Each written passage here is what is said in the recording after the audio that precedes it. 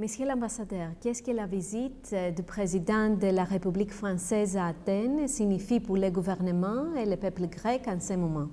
Le président arrivera porteur d'un message de solidarité et de soutien, mais aussi de confiance et d'espoir dans l'avenir.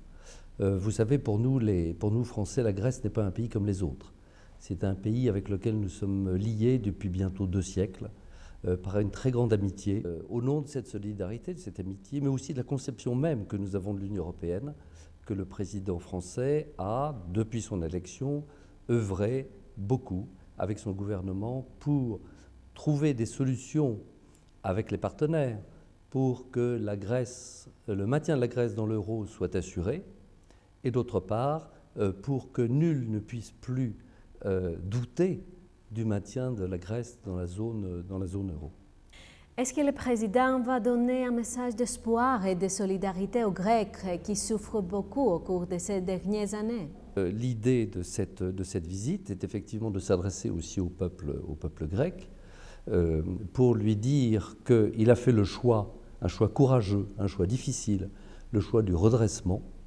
Maintenant que nous sommes dans une phase de redressement, la France souhaite être aux côtés de la Grèce dans les réformes qu'elle entreprend. Le gouvernement grec a fait le choix de réformes qui sont courageuses. Il faut que nous soyons à ses côtés pour l'appuyer, pour que ces réformes se fassent. Nous le faisons par notre assistance technique, par notre expertise. Pensez-vous que les entrepreneurs français s'intéressent à investir en Grèce? Et dans quel domaine?